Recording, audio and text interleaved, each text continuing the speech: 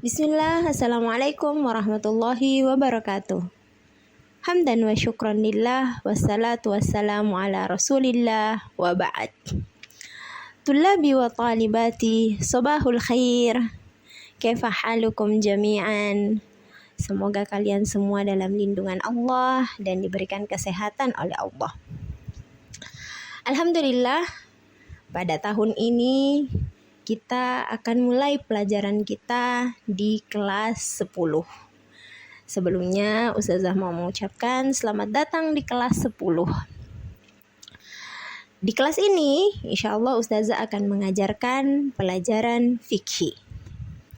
Tentunya sebahagian kita sudah mengenal apa itu fikih karena kita sudah mempelajarinya di sanawiyah. Di aliyah ini kita akan belajar fikih kembali dengan beberapa materi yang sama, akan tetapi kita akan bahas lebih mendalam lagi. Pada bab pertama, kita akan mempelajari tentang fikih dan sejarah perkembangannya. Pada pertemuan kali ini kita akan belajar tentang konsep fikih dalam Islam, kemudian ruang lingkup fikih. Dalam syariat Islam ada 3 hal yang urgen yang mesti kita ketahui. Ilmu ini harus kita pelajari. Yang pertama, ilmu tauhid. Ilmu tauhid adalah ilmu tentang keyakinan atau kita kenal dengan akidah. Ilmu ini sangat penting, penopang bagi terlaksananya ibadah-ibadah yang akan kita laksanakan. Karena dia merupakan pondasi atau dasar dari ibadah-ibadah yang kita akan laksanakan. Jika akidah kita bagus, tauhid kita bagus, niscaya ibadah-ibadah yang lain akan bagus. Contoh kecil dalam ilmu tauhid. Dalam ilmu tauhid kita mempelajari tentang nama-nama Allah dan sifat-sifatnya. Kita mengenal bahwasanya Allah itu Al-Basir, Maha melihat.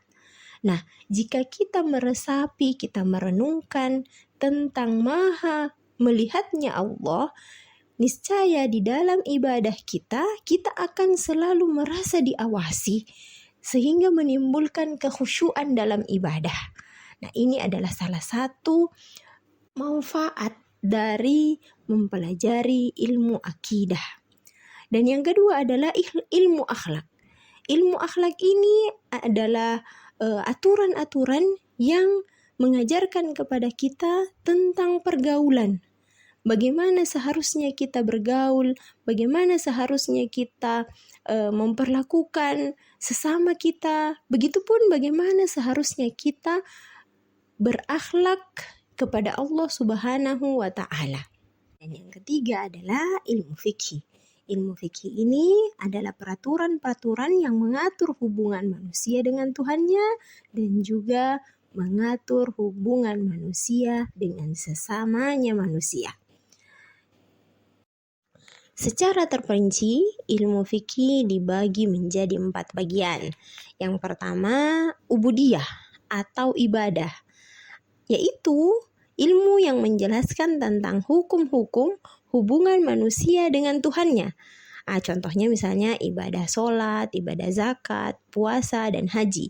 Ini berarti diatur atau dipelajari dalam hal ubudiyah.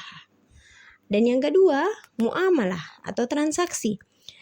Ilmu fikih juga mengajarkan kepada kita tentang hukum-hukum atau hubungan antara manusia dengan sesamanya dalam berbagai transaksi finansial, misalnya jual beli, sewa menyewa, dan lain sebagainya. Kemudian yang ketiga, munakahah atau pernikahan, yaitu bagian yang menjelaskan tentang hukum-hukum yang berkaitan dengan pernikahan dalam Islam. Dan yang keempat, jinayah atau hukum perdata, bagian yang menjelaskan tentang hukum-hukum perdata di dalam Islam. Kesemuanya ini kita akan bahas nantinya secara bertahap. Untuk di kelas 10 ini yang kita akan bahas secara mendalam yaitu ubudiyah dan muamalah. munakahah, dan jinayah. Insya Allah kita akan pelajari di kelas 11. Sekarang kita masuk pada konsep fikih dalam Islam. Yang pertama adalah apa itu fikih? Definisi fikih. Fikih adalah kata yang berasal dari fikhun, yang secara bahasa artinya fahmun amiq atau pemahaman yang mendalam.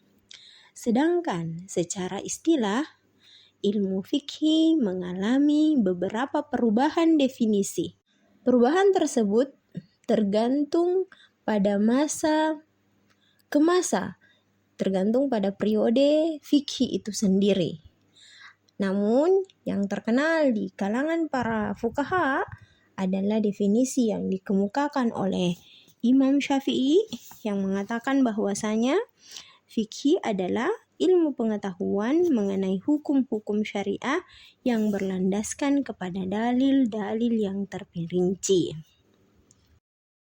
Adapun ruang lingkup fikih adalah semua hukum yang berbentuk amaliyah untuk diamalkan oleh setiap mukallaf. Yang perlu kita garis bawahi sini mukallaf. Siapa itu mukallaf? Mukallaf adalah orang yang dibebankan syariat, yang dibebankan hukum, yang disuruh untuk melaksanakan hukum-hukum fikih ini. Nah, fikih ini meliputi hukum yang bertalian dengan hubungan manusia dengan Allah atau penciptanya, yang kita kenal dengan ubudiyah, ibadah. Dan yang kedua, hukum-hukum yang bertalian dengan muamalah, yaitu hukum yang mengatur hubungan manusia dengan sesamanya, baik pribadi maupun kelompok dalam segi transaksi finansial. Ini sudah kita bahas tadi di awal. Kemudian yang ketiga, hukum munakahah atau pernikahan di dalam Islam. Bagaimana pernikahan yang seharusnya di dalam Islam, bagaimana syarat nikah, apa yang menyebabkan nikah itu sah atau tidak sah, dan sebagainya.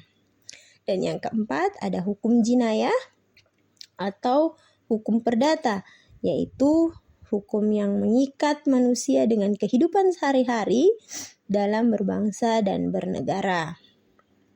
Nah, keempat hukum inilah yang dibahas oleh fikih, kitab-kitab fikih, dan terus berkembang hingga saat ini. Adapun hukum yang diatur dalam fikih terdiri dari wajib atau perkara yang harus dilaksanakan oleh pemeluk Islam.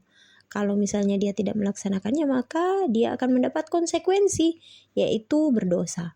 Kemudian ada istilah sunnah. Sunnah itu adalah perbuatan yang dianjurkan syariat untuk dikerjakan.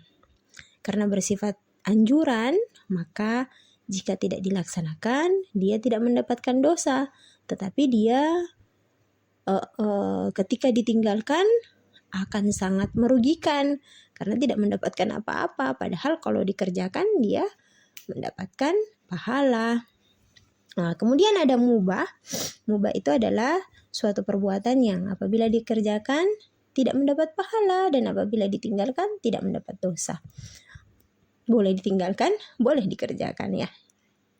Kemudian ada makruh, sesuatu yang dibenci, lawan kata dari sunnah. Kemudian ada haram, segala sesuatu yang dilarang, dan jika dilaksanakan maka pelakunya berdosa. Selain ini ada pula bentuk yang lain seperti ada sah, batal, benar dan salah, dan sebagainya. Untuk pelajaran pembukaan ini, sampai di sini pelajaran kita. Insya Allah nanti kita akan bahas kembali bagian yang kedua. Kita akan masuk pada periodisasi perkembangan ilmu fikih. Jazakumullahu khairan wa barakallahu fikum. Subhanakallahumma bihamdik. Asyhadu an la ilaha illa anta astaghfiruka wa atubu ilaik. Assalamualaikum warahmatullahi wabarakatuh.